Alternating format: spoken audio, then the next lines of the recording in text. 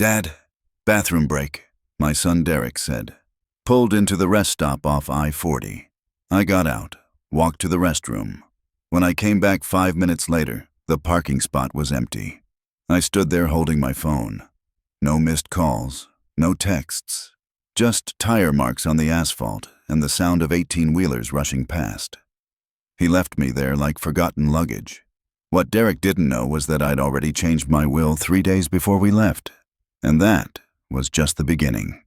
Before we continue, please subscribe to the channel and write in the comments what time it is where you are now. I'm 72 years old. Spent 46 years working construction, built houses with my hands, raised 2 sons after their mother died when they were young, taught them how to use a level, how to read a blueprint, how to treat people with respect. Thought I'd taught them that last part anyway. Derek called me Monday morning. "Dad, road trip, just you and me. Head out to Albuquerque, see Aunt Linda, make a week of it." I hadn't seen Linda in 3 years. My younger sister, she'd been asking when I'd visit. "Sounds good," I said. "When?" "Friday. I'll drive. You just bring yourself." Something in his voice. Too casual. But I told myself I was being paranoid. Derek was 43, had his own accounting firm, 2 kids in college, a wife who posted Bible verses on Facebook every morning. Good son, I'd thought. Responsible. Friday morning he picked me up at 6. I had my bag packed. Medications organized in that pill case Margaret bought me before she passed. Wallet with my license and credit cards. Phone fully charged. "Ready, old man?" Derek grinned. Loaded my bag in the trunk. The first few hours were fine. Talked about his kids. Melissa was doing well at State. Connor had switched his major to engineering. Good kids, both of them. I'd helped with their tuition. $32,000 total over 4 years. Wrote the checks directly to the university. We stopped for lunch outside Amarillo. Barbecue place Derek had looked up. Brisket was decent. I paid. $64 including tip. "You didn't have to do that, Dad." "My pleasure." Back on the road. Derek got quiet. Kept checking his phone at red lights. "Everything okay?" I asked. "Yeah, fine. Work stuff." The afternoon stretched long. Desert on both sides. Derek turned up the radio. Classic rock station. We didn't talk much. Around 4 o'clock he pulled into that rest stop. "Gotta stretch my legs," he said. "You?" "Yeah. Need the restroom." I got out. My knees ached from sitting. Walked across the parking lot. Rest stop was clean enough. Fluorescent lights, smell of industrial cleaner. I used the bathroom, washed my hands. Took my time, maybe 4 or 5 minutes total. Walked back outside. The truck was gone.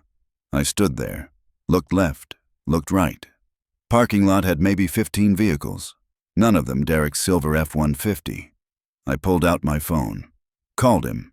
Straight to voicemail. "Derek, where'd you go? I'm still at the rest stop."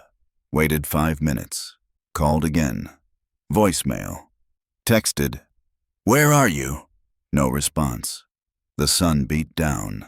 94 degrees according to my phone. I walked back to the building. Stood in the shade. Called again. Voicemail.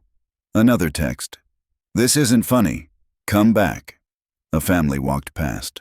Mother, father, 3 kids. The dad glanced at me. Kept walking. I sat down on a bench. My bag was in Derek's trunk. My medications, my clothes.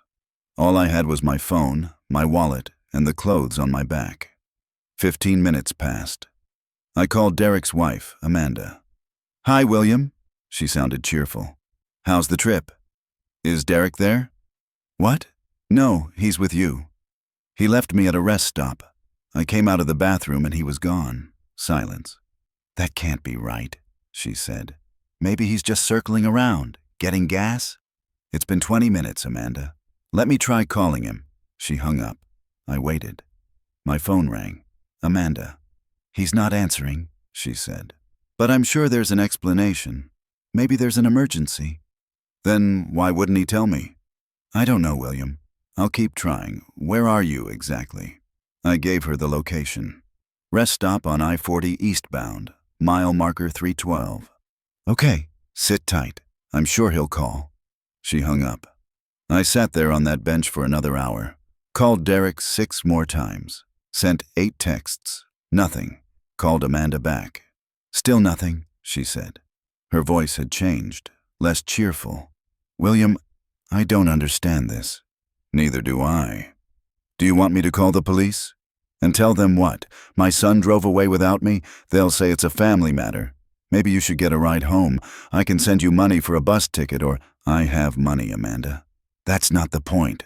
But it was, wasn't it? That's exactly the point.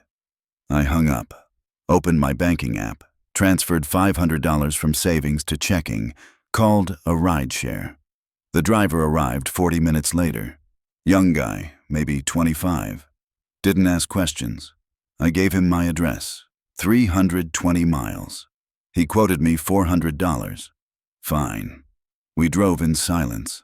I sat in the back, watched the desert turn to plains, turn to the outskirts of home. My phone buzzed. Derek. Dad, I'm so sorry. Emergency with Connor. Had to rush back. Figured you'd understand. I stared at the text. Emergency with Connor. The son who was fine 4 hours ago. I typed, You left me at a rest stop. 3 dots appeared. Disappeared. Appeared again. I know. I'm sorry. It was urgent.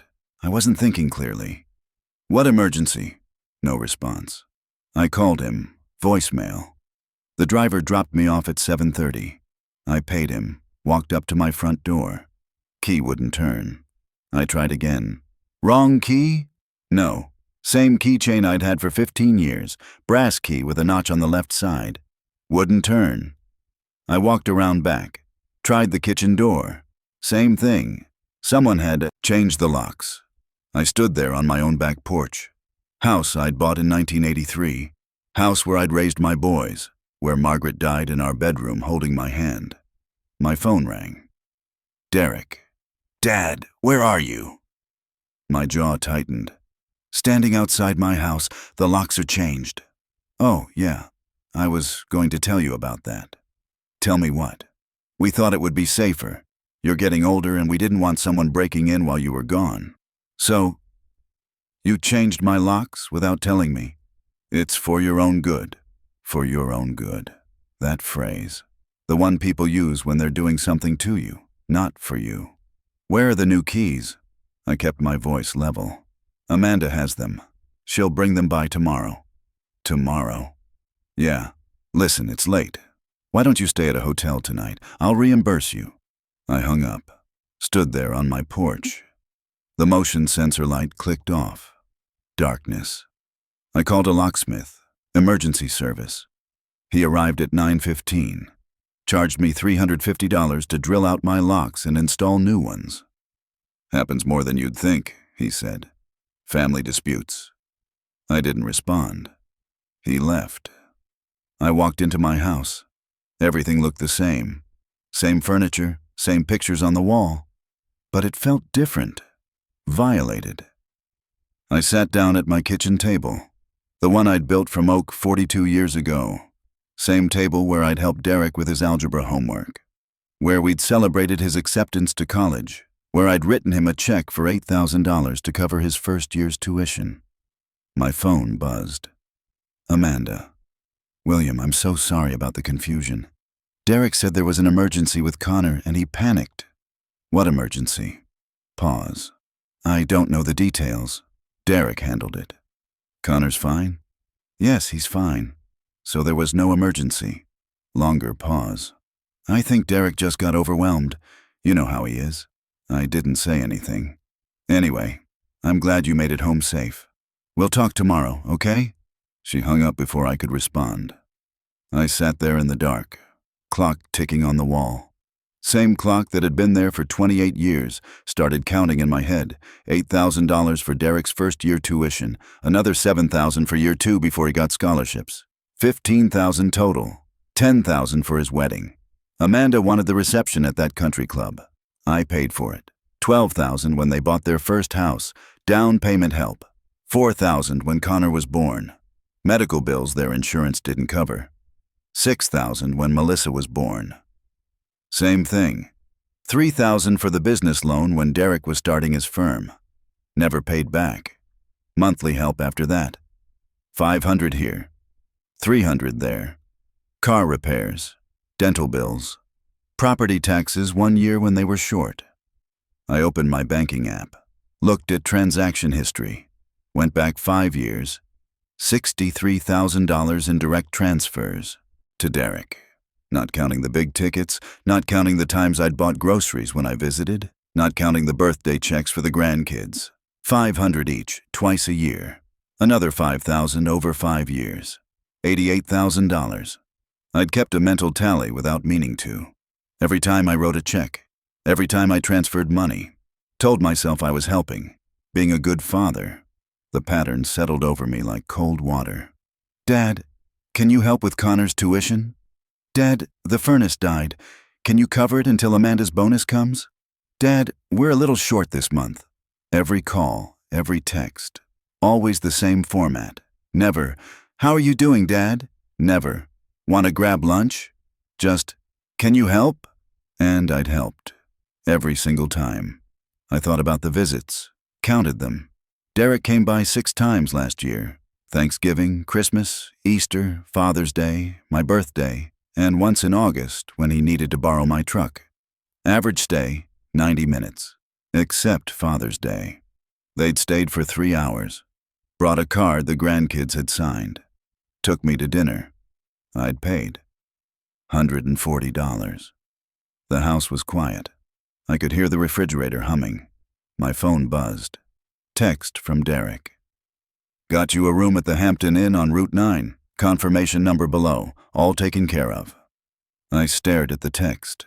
He expected me to leave my own house, go to a hotel, while he had Amanda hold the keys to my home.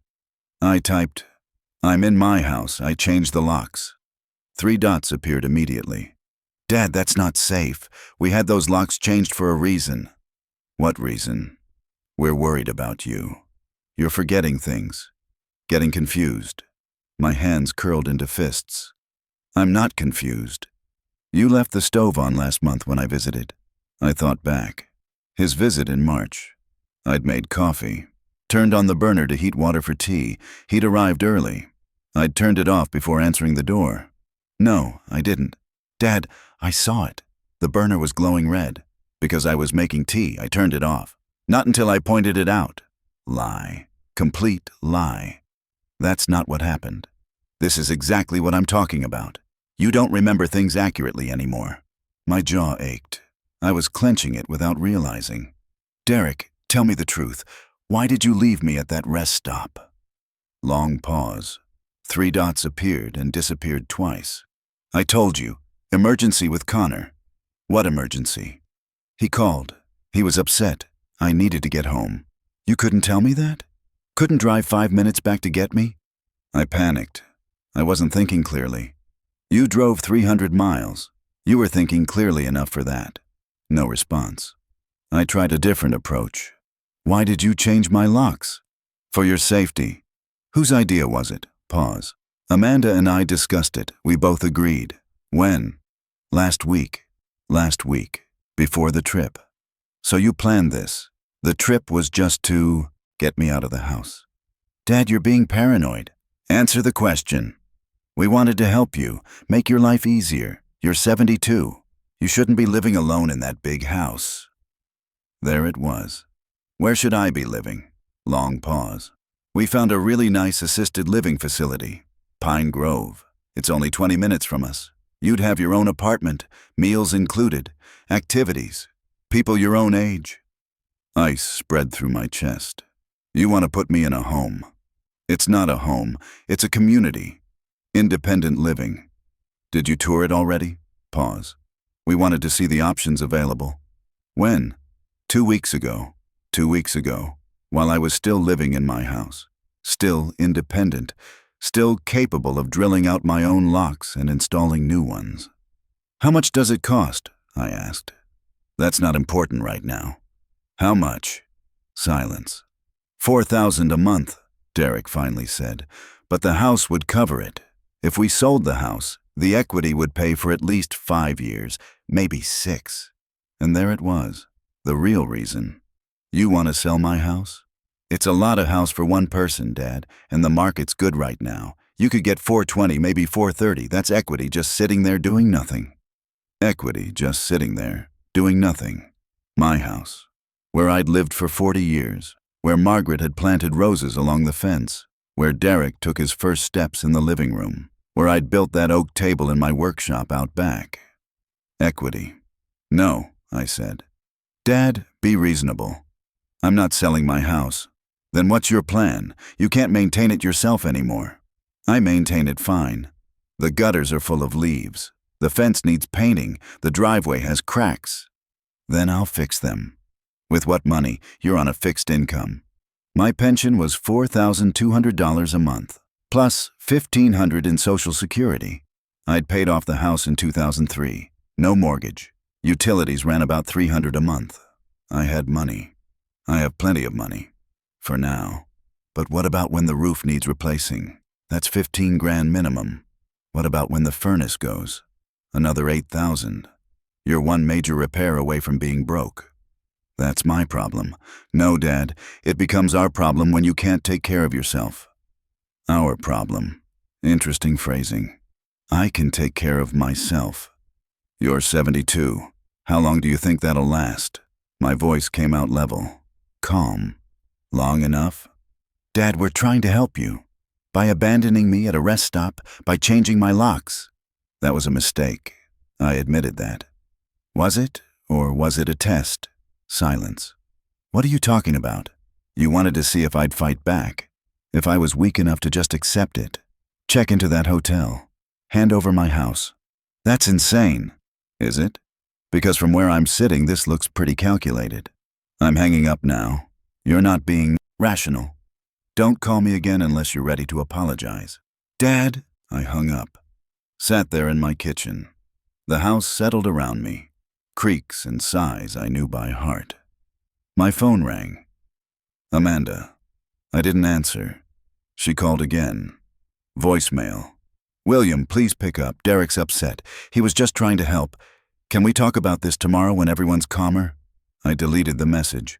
Went to my bedroom, the one Margaret and I had shared for 38 years. I'd replaced the mattress after she died. Couldn't sleep on the same one without her. But everything else was the same.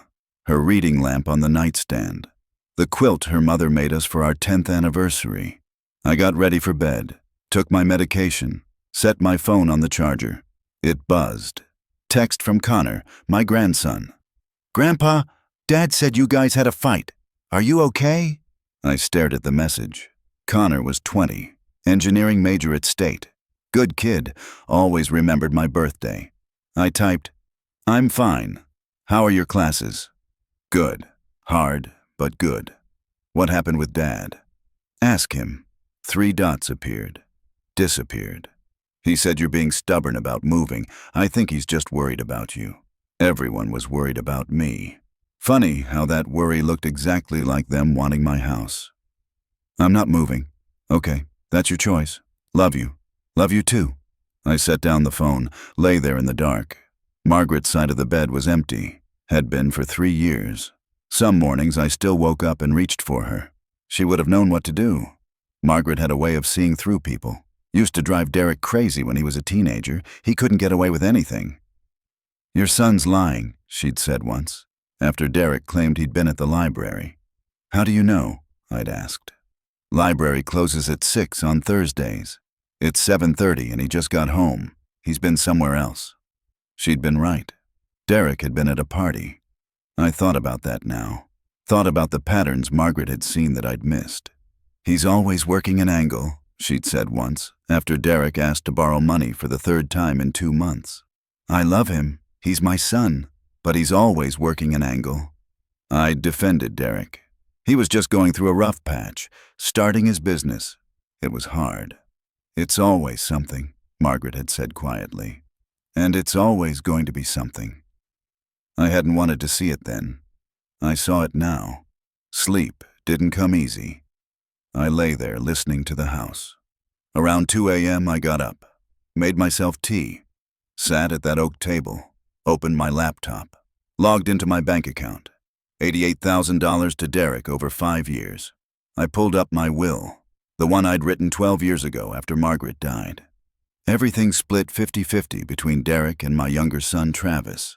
Travis lived in Oregon, worked as a civil engineer. We talked maybe once a month. He'd visited last Thanksgiving, stayed 4 days, didn't ask for money. Didn't suggest I sell the house, just helped me replace the weather stripping on the doors and fixed a leaky faucet. I pulled up the document, read through it. Then I opened a new document, started typing. By 4 a.m., I had a new will drafted, left everything to Travis. The house, the savings, the pension survivor benefits, all of it. Derek got nothing. I saved the document, printed it. I'd take it to my lawyer Monday morning. Then I did something else, logged into the title company website. My house was paid off, but the title was still in my name alone. I started the process to add Travis as a joint owner with right of survivorship. If something happened to me, Travis would automatically inherit the house. Derek couldn't contest it, couldn't force a sale. The paperwork would take a few weeks to process, but I started it. Sat back, finished my tea. The sun was starting to come up, orange light through the kitchen window. I felt clear-headed, focused. My phone buzzed. Derek. "Dad, can we talk?" I typed back. "No. Please. I want to apologize." Then apologize. 3 dots appeared. Disappeared. Appeared again. "I'm sorry I left you at the rest stop. That was wrong. I was stressed about Connor and I wasn't thinking." What was wrong with Connor? Pause. He was upset about a grade. I overreacted. A grade. Derek had left me stranded 300 miles from home because Connor was upset about a grade. "Okay," I typed. "Okay, you forgive me?" "Okay, I heard your apology." "Dad, come on." I didn't respond. My phone rang. Derek calling. I declined it. He called again. Declined. Text from Amanda. "William, please talk to Derek. He feels terrible." I didn't respond to her either. Another text from Derek. "I know you're angry, but shutting me out isn't the solution. We need to talk about your living situation." There it was again. My living situation. I typed, "I'm living in my house. There's nothing to discuss." "Dad, you can't stay there forever. Watch me. What if you fall? What if you have a medical emergency? Then I'll call 911. What if you can't get to the phone? I have a phone in every room and a medical alert pendant." That last part was a lie, but I could get one. Order it online, have it by Tuesday. "Dad, please be reasonable." "I am being reasonable. You're the one who abandoned me at a rest stop and changed my locks." No response. I set down my phone, made breakfast, scrambled eggs, toast, coffee, ate at that oak table, watched the sun come up over the fence line. My phone rang. Travis. "Dad, Derek called me, said you guys had a fight." That's one way to put it. "What happened?" I told him. The whole story. The road trip, the rest stop, the locks, the assisted living facility, the plan to sell the house. Travis was quiet for a long time. "Jesus," he finally said. "Dad, I'm sorry. Not your fault. What are you going to do?" "Already did it. Changed my will." "You're getting everything." Silence. "Dad, you don't have to do that." "Yes, I do. Derek's your son. He made a mistake. He made a calculated move. There's a difference." More silence. "Are you sure?" Travis asked. "I've never been more sure of anything." "Okay, if that's what you want." "It is. For what it's worth, I think you're making the right call." We talked for a few more minutes. His job, his wife, Sarah, their plans to visit at Christmas. "You're still welcome here," I said. "Any time." "I know, Dad. Thank you." After we hung up, I felt lighter, like I'd put down something heavy I'd been carrying too long. My phone buzzed. Derek again. "Amanda wants to bring by some groceries. Is that okay?" I stared at the text. Groceries. Like that was the olive branch that would fix this. "I have groceries. She just wants to help." "I don't need help." "Dad, stop being stubborn. Stop treating me like I'm incompetent. We're not. We're worried. Then worry somewhere else. I blocked his number, blocked Amanda's too. The silence was immediate and peaceful. I spent the rest of Saturday working in the yard, cleaned the gutters Derek had complained about.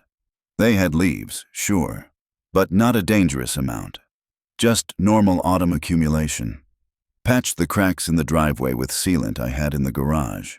Took me 2 hours. My knees ached, but it felt good. Physical work.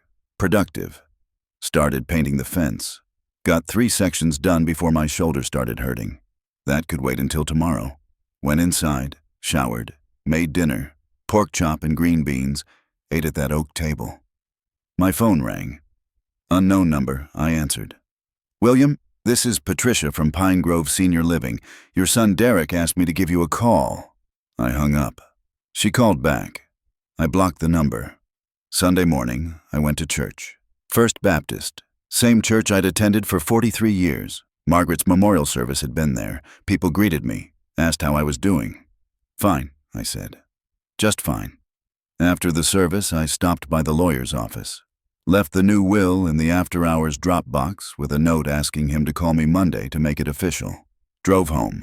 Found Derek sitting on my front porch. I parked in the driveway. Got out. Dad, we need to talk. No, we don't. Yes, we do. You can't just cut me out. Watch me. I walked past him, unlocked my door. He followed me inside. Dad, stop. Just listen for 1 minute. I turned around. You left me at a rest stop. You changed my locks. You tried to institutionalize me so you could sell my house. There's nothing to talk about. That's not what happened. Then tell me what happened. Derek's face flushed. I made a mistake, okay? I was trying to help, and I went about it the wrong way. Help, right. The facility is nice, Dad. You'd like it there. I like it here. For how long? You're 72. Things are going to get harder. Then they'll get harder. That's life. It doesn't have to be. You could have support, people around you. I have people around me. Who? Your neighbor? Some people from church? That's not the same as professional care. I don't need professional care. Not yet, but you will. Maybe, and when that day comes, I'll make my own decisions about it. Derek's jaw tightened. You're being irrational. I'm being independent. There's a difference. No, you're being stubborn and stupid. The words hung in the air. Stubborn and stupid. Get out, I said quietly. Dad, get out of my house. I'm trying to have a conversation. Get out, now, or I'm calling the police. He stared at me, face red, hands clenched. Fine, he said. Be stubborn. See how that works out for you. He left. Slammed the door hard enough that the pictures on the wall rattled. I stood there in my living room, heart pounding. My phone rang. Amanda. I didn't answer. Voicemail. William, Derek just called me. He's very upset. I don't know what happened between you two, but this has gone too far. Your family, you need to work this out. I deleted the message, blocked her number again. She must have called from a different phone. The house was quiet. I sat down in my recliner. The one Margaret used to make fun of. Said it looked like something from a retirement home. That's because it's comfortable, I'd said. It's hideous, she'd laughed. I'd kept it after she died. Sat in it every evening. Sat in it now. My phone rang. Connor. I answered. Grandpa? Dad said you told him to leave. What's going on? Your father and I have a disagreement. About the house? Among other things. He's just worried about you. So he keeps saying, aren't you worried about living alone? No. But what if something happens? Then something happens. That's the risk of being alive. Connor was quiet. I don't understand why you're being so difficult about this. Difficult? Like setting boundaries was difficult. Like wanting to stay in my own home was unreasonable. Connor, I appreciate your concern, but this is between your father and me. He's my dad. You're my grandfather. I don't want you guys to stop talking. That's your father's choice, not mine. But you're the one who blocked his number. After he called me stubborn and stupid in my own living room. Silence. He said that? Yes. Oh, yeah. More silence. I'm sorry, Grandpa. Not your fault. Can I still visit you? Of course. Anytime. Okay. I love you. Love you too. After we hung up, I felt tired. Not physically, just tired of explaining myself. Tired of justifying my right to live in my own house. Monday morning, my lawyer called. William, I got your new will. You want to explain this to me? I explained. The road trip, the rest stop, the locks, the assisted living plan. He was quiet for a long time. That's rough, William. I'm sorry. Can you make the will official? I can, but I want to make sure you're thinking clearly. This is a big change. I'm thinking perfectly clearly. I want everything to go to Travis. What about your grandkids? They can inherit from Travis if he chooses, but I'm not leaving anything to Derek. Okay, I'll need you to come in and sign. Can you make it this afternoon? Yes. I went in at 2, signed the new will. He had it witnessed and notarized. It's done, he said. Derek gets nothing unless you change this again. I won't. One more thing. You mentioned adding Travis to the house title. I can help with that too. It'll protect the house from any legal challenges. How long will it take? A few weeks. I'll file the paperwork today. Do it. On the drive home, I felt something lift, like I'd been holding my breath and could finally exhale. My phone buzzed. Derek, from a different number. Dad, we need to talk about your finances. I think you might be getting confused. This isn't like you. I didn't respond. Another text. I'm worried you're not thinking clearly. Have you considered seeing a doctor, getting evaluated? There it was. The next play. Question my competency. I typed back from the car, parked at a red light. I saw my doctor last week. Cognitive test, perfect score. I'm of sound mind. This was a lie, but I'd make it true. Called my doctor's office as soon as I got home. Dr. Morrison, this is William Sullivan. I need a cognitive evaluation, full panel, as soon as possible. Is everything okay, William? Family concerns. I need documentation that I'm mentally competent. I see. I can get you in Thursday morning. Perfect. Thursday morning, I took the evaluation, memory tests, problem solving, pattern recognition. Took 90 minutes. Dr. Morrison reviewed the results. You're sharp as ever, William. Score is well above average for your age. I'll write up a formal report. Thank you. Can I ask what this is about? My son wants to put me in a home. I need proof I'm capable of living independently. Dr. Morrison's expression darkened. I see. Well, based on this evaluation, you're absolutely capable. I'll note that in the report. I drove home with the document. 9 pages. Official letterhead. Dated and signed. Derek couldn't claim I was confused now. The calls kept coming. Different numbers. I blocked them all. Voicemails piled up. I deleted them without listening. Then Friday afternoon, a knock on my door. I opened it. Found 2 police officers standing on my porch. William Sullivan? Yes. We received a welfare check request from your son. He's concerned about your well-being. I stared at them. I'm fine. Can we come in? Just take a look around? Do you have a warrant? No, sir. This is voluntary. Then no. I'm fine. You can see I'm fine. Thank you for your concern. The younger officer looked uncomfortable. Sir, your son said you haven't been answering calls. He's worried you might be having a medical emergency. I'm not answering his calls because I don't want to talk to him. That's not a medical emergency. The older officer nodded. Understood. But would you mind if we just did a quick walkthrough? Put everyone's mind at ease? I thought about it. Refusing would make me look uncooperative, like I had something to hide. Fine. Come in. They walked through the house. Living room, kitchen, bedrooms. Everything was clean. Organized. No signs of neglect or confusion. House looks good, the older officer said. You maintaining it yourself? Yes. Looks like you're doing fine to me. They left. I watched them drive away, called my lawyer. Derek just sent police for a welfare check. Jesus, are you okay? I'm fine. They saw I was fine. But this is harassment. Technically, he has the right to request a welfare check if he's concerned. Can I get a restraining order? Possibly, but that's escalating things significantly. Are you sure you want to go there? I want him to leave me alone. Give me a few days. Let me send him a cease and desist letter first. If he keeps harassing you, we'll pursue the restraining order. Fine. That evening, my neighbor Barbara knocked on my door. She was 70, lived 3 houses down. We'd been neighbors for 26 years. William, I saw the police here earlier. Is everything all right? Family dispute, I'm fine. She studied my face. Your son? Yes. The one who visits twice a year and always looks impatient? That made me smile. That's the one. What happened? I told her. Not everything, but enough. Barbara's face hardened. That boy. After everything you did for him. Yeah. You need anything, you call me, I mean it. Thank you, Barbara. I'm serious.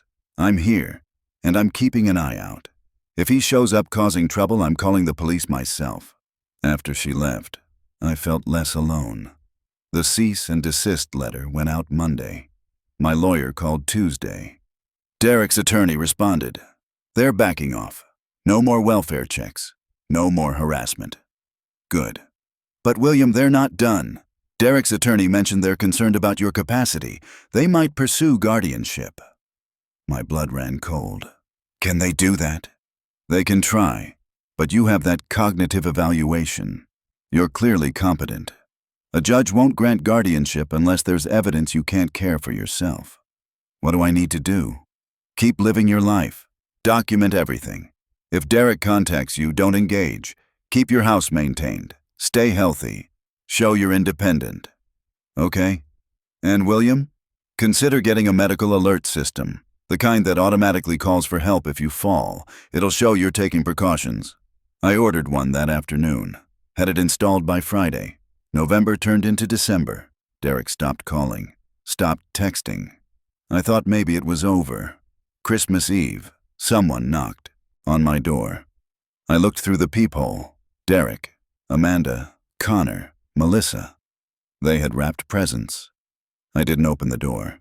Dad, we know you're in there. It's Christmas. Can we please come in? I stood there, silent. Dad, please. The kids want to see you. Connor called through the door. Grandpa, it's me. Can we talk? My chest ached, but I didn't open the door. Grandpa? Melissa's voice. We miss you. I closed my eyes. Dad, you're being ridiculous. It's Christmas. Amanda. William, we brought dinner. Your favorite, pot roast.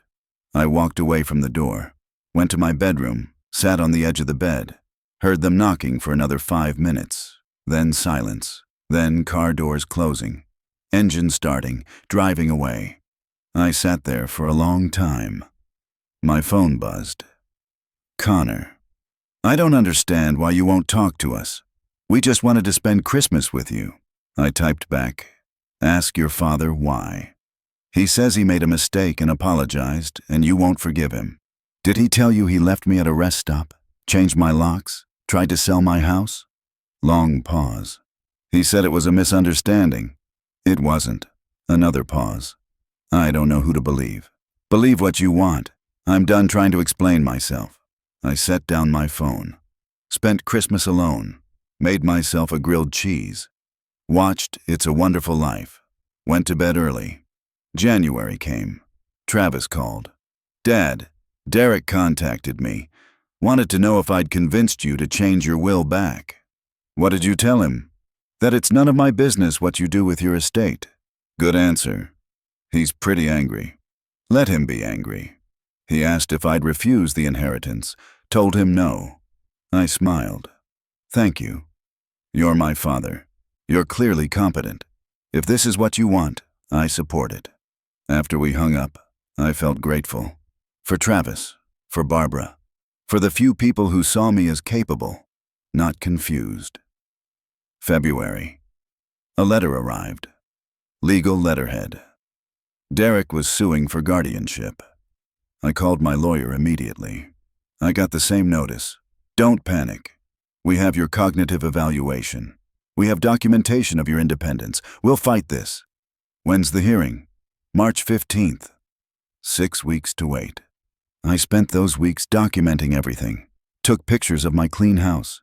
Kept receipts showing I was managing my finances. Got letters from Dr. Morrison, from Barbara, from my pastor at church, all confirming I was competent, independent, capable. March 15th arrived. The courthouse was downtown. I wore a suit. The gray one Margaret had helped me pick out for Connor's high school graduation. My lawyer met me outside. You ready? Yes. We walked in. Derek was already there, with his attorney, Amanda, looking nervous. Derek saw me. His face hardened. We didn't speak.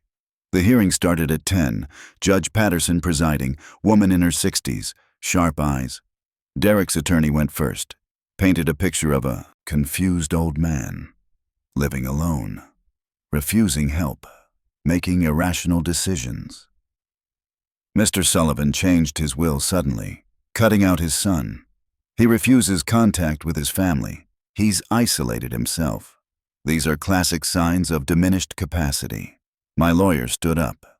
Your Honor, Mr. Sullivan has a recent cognitive evaluation showing perfect mental function. He's maintained his home independently. He has a documented history of his son's financial exploitation and attempts to seize his property. His decisions aren't irrational. They're protective. He submitted the evidence, the cognitive evaluation, the receipts, the letters. The judge reviewed them. Mr. Sullivan, I'd like to hear from you directly. Why did you change your will? I stood up. My son left me at a rest stop during a road trip. When I got home, he'd changed my locks without my permission. I later learned he was planning to put me in assisted living and sell my house. I changed my will because I don't trust him with my estate. And why did you cut off contact? He called me stubborn and stupid. He sent police to my house for welfare checks. He harassed me until my lawyer sent a cease and desist. I cut off contact because he wouldn't respect my boundaries. Judge Patterson looked at Derek. Mr. Sullivan, the younger, is this accurate? Derek shifted. I was trying to help him. He's my father. I'm concerned about his safety. Did you leave him at a rest stop? Pause. There was an emergency with my son. I had to get home quickly. Did you tell your father about this emergency before leaving him? No, I should have. That was a mistake. Did you change his locks? Yes, for his safety. Did you discuss this with him first? No. Judge Patterson looked at Derek's attorney. Counselor, I'm not seeing evidence of diminished capacity. I'm seeing evidence of family conflict. Those aren't the same thing. Derek's attorney tried again. Your Honor, Mr. Sullivan's decision to cut out his son entirely suggests poor judgment. He's acting out of emotion, not reason. No, I said. I'm acting out of self-preservation. The judge looked at me. Mr. Sullivan, do you understand the implications of your will? Yes, Your Honor. Everything goes to my younger son, Travis. Derek gets nothing. And you're comfortable with that decision? Completely. She reviewed the documents again. Took her time. Finally, petition for guardianship is denied. Mr. Sullivan is clearly competent to manage his own affairs. This court finds no evidence of diminished capacity. She looked at Derek. Mr. Sullivan, I'd suggest you reflect on why your father felt the need to protect himself from you. The gavel came down. It was over. Derek's face went white, then red. He stood up fast, chair scraping. This is bullshit. His attorney put a hand on his arm. Derek, he's turning my own son against me. He's poisoning the family. Judge Patterson's voice was ice. Mr. Sullivan, you're in contempt. One more word and you'll be removed from this courtroom. Derek's mouth closed, but his eyes burned. We left separately. My lawyer walked me to my car. That went well, he said. What happens now? Derek can appeal, but he won't win. You have too much evidence of competency. Can he try again? Not unless your condition significantly changes. And based on that cognitive eval, you're good for years. I drove home. Hands steady on the wheel. Found Barbara waiting on my porch. "Well?" she asked. "Judge denied the guardianship petition." Barbara smiled. "Good. That boy needs to learn respect." We sat on my porch. She'd brought cookies. Homemade chocolate chip. "These are Margaret's recipe," I said. "I know. She gave it to me years ago." We sat there eating cookies, watching the sun go down. My phone buzzed. "Connor." "Grandpa, Dad told me about the hearing. I'm sorry." I typed back. "Nothing to be sorry about. Can I come visit you?" "Anytime." "Next weekend?" "I'll be here." Connor came that Saturday. Stayed for 3 hours. We watched a basketball game. I made burgers. We talked about his classes, his girlfriend, his plans after graduation. He didn't mention Derek. Neither did I. When he left, he hugged me. "I miss you, Grandpa." "Miss you too. Can I come back next month? Please do." After he left, the house felt less empty. April came. The title paperwork went through. Travis was now joint owner of the house. If I died, it was his automatically. Derek couldn't touch it. I called Travis to tell him. "You sure about this, Dad?" "Completely sure." "Thank you. I'll take care of it, I promise." "I know you will." May, June. Summer settled in. I maintained the house. Painted the rest of the fence. Replaced some warped boards on the back deck. Kept the lawn mowed. Barbara checked on me every few days. Brought over dinner sometimes. We played cards on Thursday evenings. Connor visited twice a month. Sometimes brought Melissa. Derek didn't call, didn't text, didn't visit. I didn't reach out either. The house was mine. The will was set. The title was protected. I'd won. But it didn't feel like winning. It felt like survival. July. I had my 73rd birthday. Travis flew in. Stayed for a week. We went fishing. Fixed a leaky pipe in the bathroom. Talked about everything and nothing. "You did the right thing, Dad," he said one evening. We were sitting on the back deck. Sun setting behind the trees. "Did I?" "Yeah. Derek was out of line. You protected yourself." "I lost my son." "You lost a son who was using you." I didn't respond. "Dad, you gave him everything. Time, money, support. He repaid you by trying to take your house. You don't owe him anything." "He's still my son." "I know, but that doesn't mean you have to let him hurt you." Travis left at the end of the week. The house felt quiet again, but not empty. September. Connor stopped by, looked nervous. "Grandpa, can I talk to you about something?" "Of course." "Dad's birthday is next month. Mom's planning a dinner. She wants to know if you'll come." I stared at him. "Did your father ask you to invite me?" "No, Mom did. She thinks it's been long enough." "What do you think?" Connor shifted. "I think family's important. I think maybe you guys could talk." "Has your father apologized?" "He says he did. Back at the beginning. He apologized for leaving me at the rest stop. He called it a mistake. He never apologized for trying to take my house. Maybe he didn't see it that way. That's the problem." Connor looked down. "I just want my family back together." "I understand. But your father and I see things differently. I don't think a birthday dinner is going to fix that." "Will you think about it?" "I'll think about it."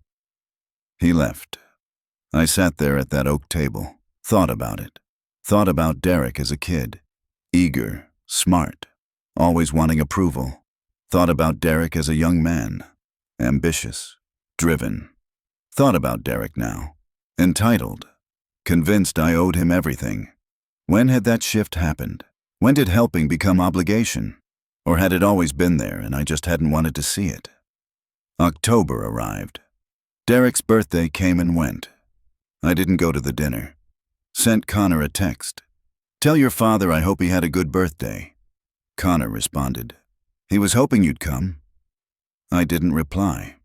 November, Thanksgiving. Barbara invited me to her daughter's house. I went.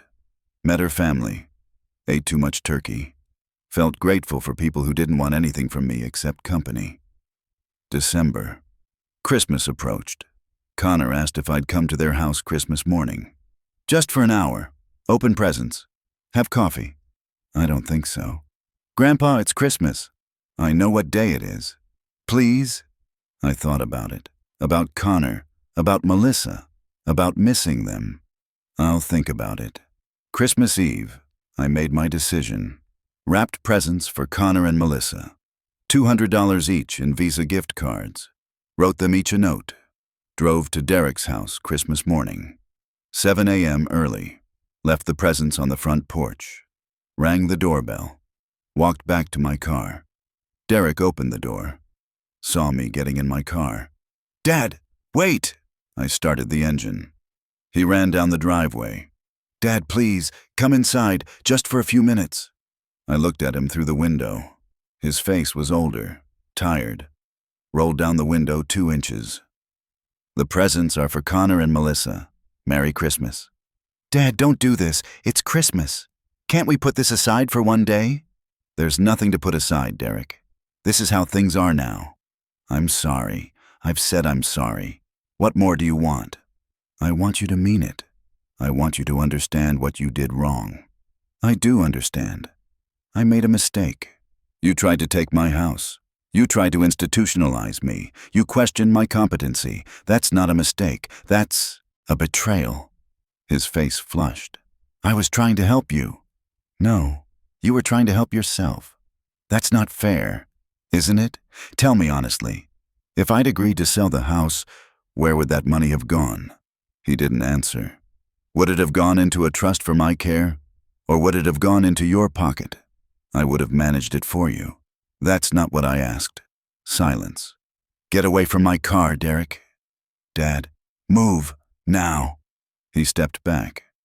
I drove away. Watched him in the rearview mirror, standing in his driveway in his bathrobe, watching me leave. Got home.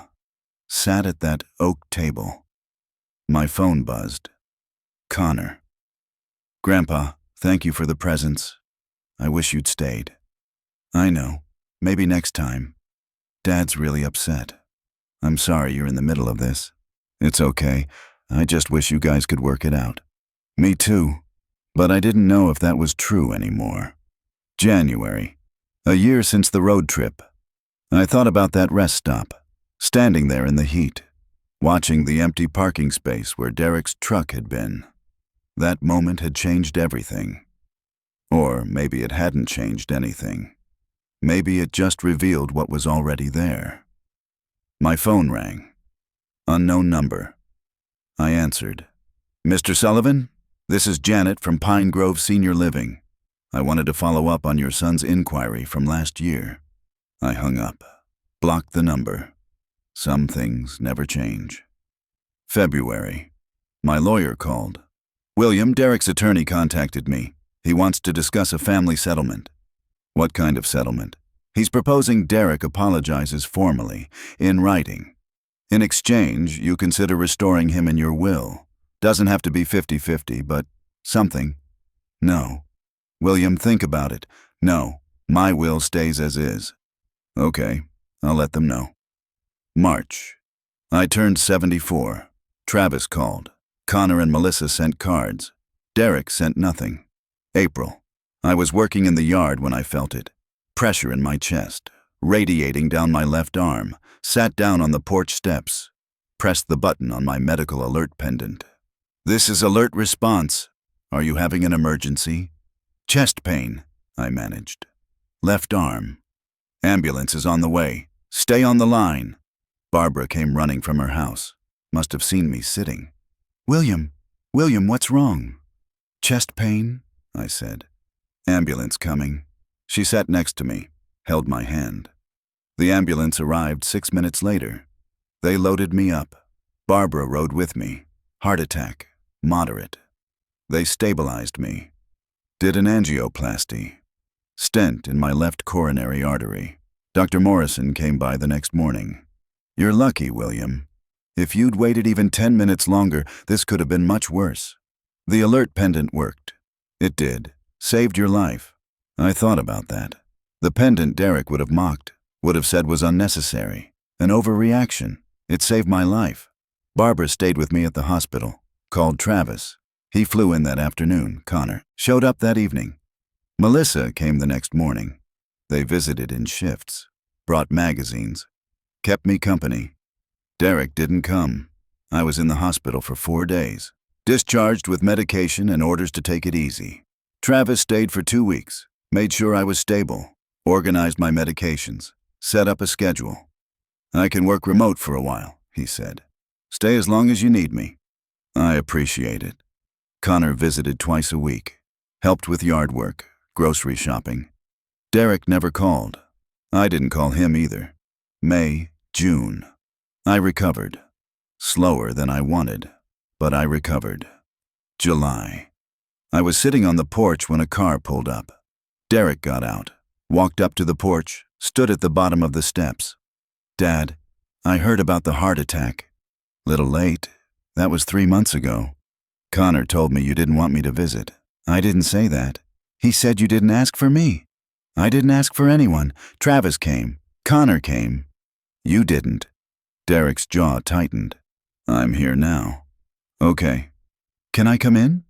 Why? Because you're my father. Because you had a heart attack. Because I want to make sure you're okay. I studied his face. Looked for sincerity. Saw something. Not sure what. I'm fine. Dad, please, can we talk? I thought about it. About the 1.5 years since the rest stop. About the guardianship hearing. About Christmas morning in his driveway. Okay. He came up on the porch, sat in the other chair. We sat in silence for a minute. I'm sorry, Derek finally said. For everything. The rest stop, the locks, the guardianship, all of it. Okay. I mean it. I was wrong. I was thinking about money and practicality, and I lost sight of what actually mattered. Which is? You, my father. Your dignity. Your independence. I didn't say anything. I know I hurt you. I know I broke your trust, and I know saying sorry doesn't fix it. No, it doesn't. So what would fix it? I don't know if anything can. Derek looked down. Is there any chance you'd consider changing your will back? There it was. The real reason he came. No, I said. Dad, you sat here and apologized for 2 minutes and then immediately asked about the will. That tells me everything I need to know. That's not why I came. Isn't it? No. I came because you're my father and you almost died. 3 months ago. You came 3 months later. I thought you didn't want to see me. You could have tried. Silence. Derek stood up. This was a mistake. Probably. I can't win with you, can I? No matter what I say, no matter what I do, you've already decided I'm the villain. You decided that yourself, when you left me at that rest stop. How many times do I have to apologize for that? I don't know. How many times do you have to ask about my will? His face went red. You're a stubborn, bitter old man. Maybe, but I'm a stubborn, bitter old man who still owns his own house tonight. Derek walked down the steps, got in his car, drove away without looking back. I sat there on the porch, watched the sun sink lower. My phone buzzed.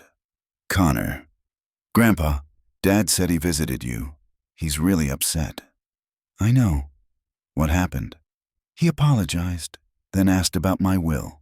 Silence. Oh, yeah. I'm sorry, Grandpa. Not your fault, Connor. I just wish things were different. Me too. August, September. Life continued. I recovered fully from the heart attack. Went back to my normal routine. Yard work, church, Thursday cards with Barbara. Connor visited. Melissa came by when she was home from school.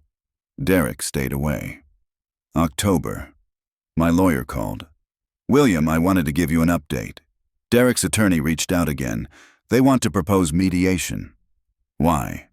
They're concerned about family conflict. Think maybe a neutral third party could help. What do you think?